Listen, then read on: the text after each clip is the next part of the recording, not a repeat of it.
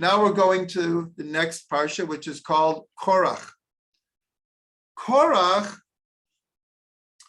a good part of the portion is about one story.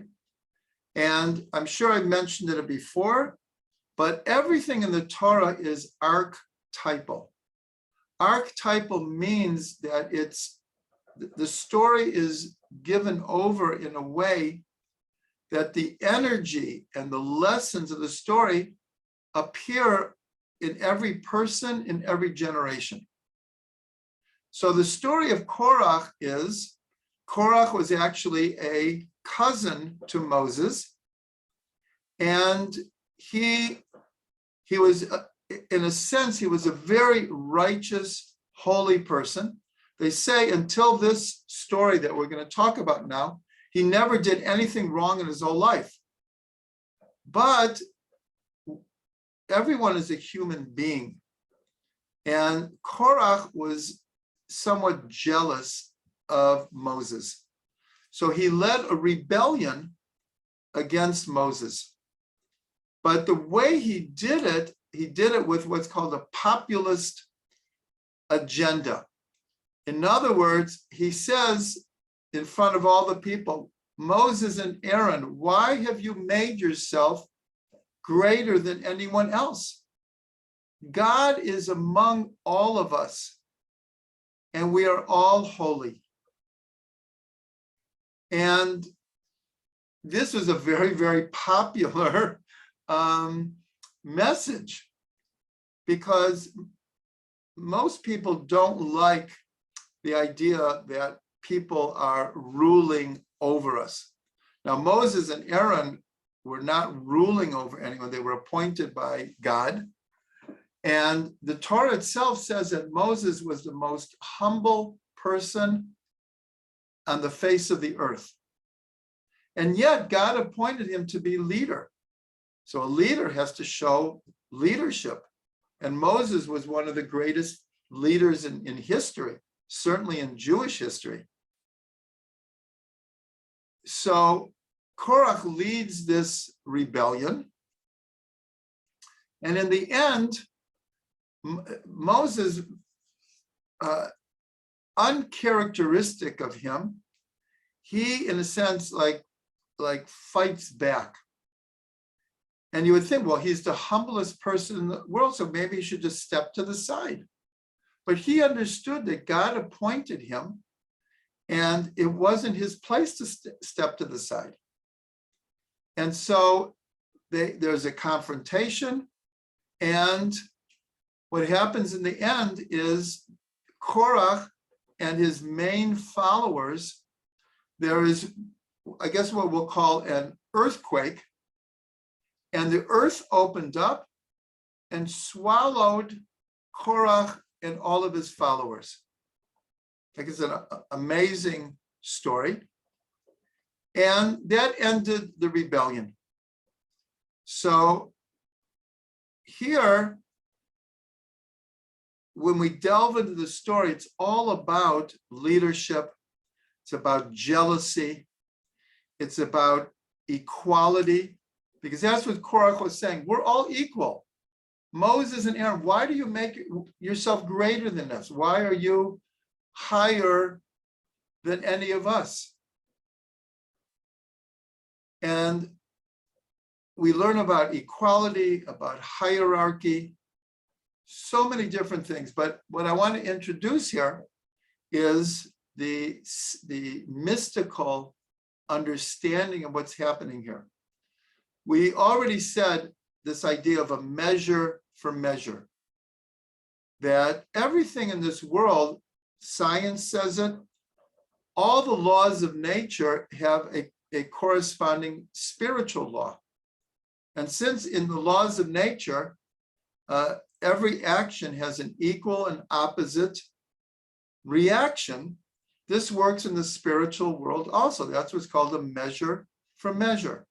Like I said, in the East, it's called karma.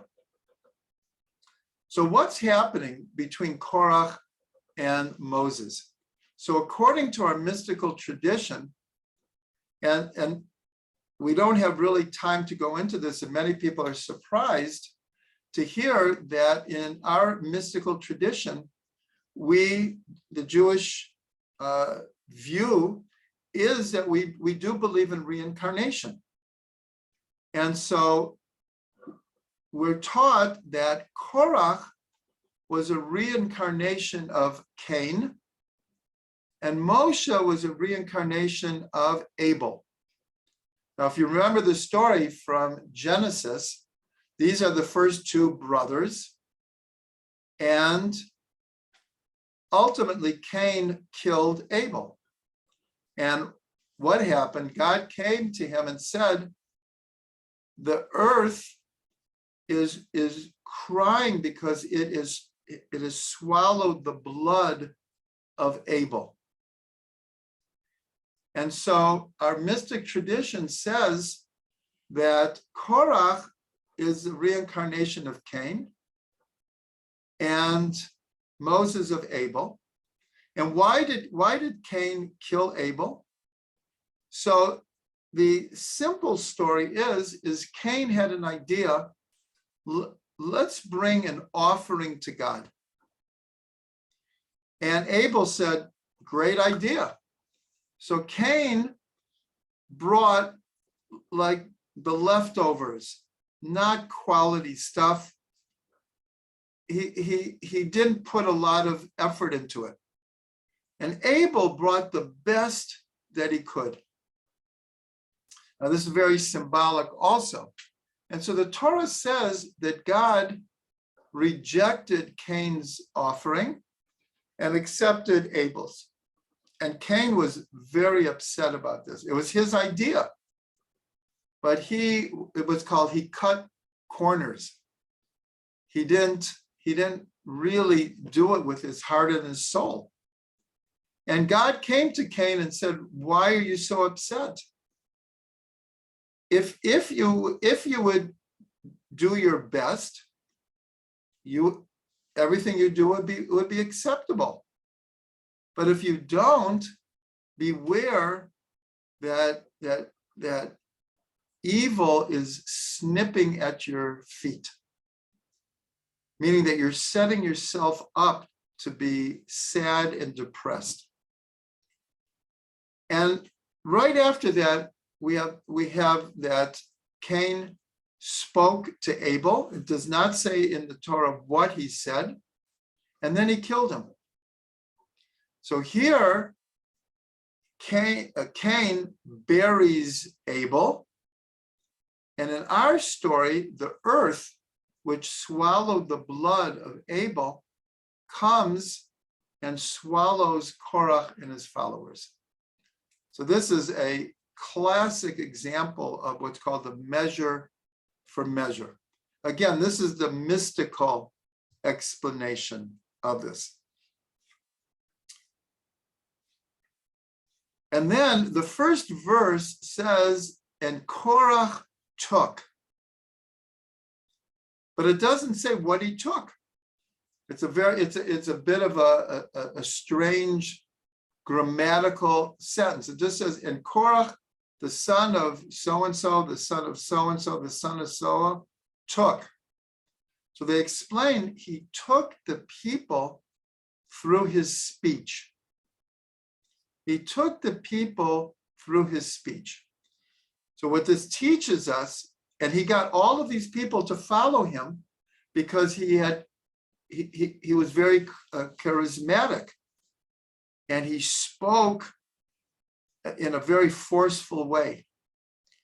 So this is the power of speech. The power of speech is you can convince people of just about anything if you know how to speak well. And so speech can be used for the very, very best and for the very, very worst. So I'm going to bring just two examples that people might recognize. Is that 75 years ago, there arose a person in Germany who had a very, very charismatic way of speaking. And he took what was supposedly the most cultured people on earth and turned Germany into the worst evil that you can imagine. And you can see clips of him speaking and mesmerizing. Hundreds of thousands of people were under a spell. It was like he was like a magician. And if you watch these clips of him, the way he spoke was just like so forceful. So this is an example where it says that Korach he took the people with his speech. But what about the good? Speech can be used for the good also. So again, I'm just taking an example. There's many, many different examples, but in World War II, in England, when England was under incredible attack by Germany, then there was no TV. There was only radio. And Winston Churchill rallied the entire English people to stand firm and not be defeated. And he did it through his speech. And in the United States, it was the same thing. When Japan attacked Pearl Harbor and basically wiped out the entire American Pacific force in a few hours. So President Roosevelt got on radio and he rallied the people. Just one speech, he rallied the people that we're not going to be defeated. So, as I said, everything in the Torah is archetypal. And these lessons come up in every generation. Every story in the Torah, every word is just full of meaning. And we said like pardes, literal, hinted to, allegorical, and mystical.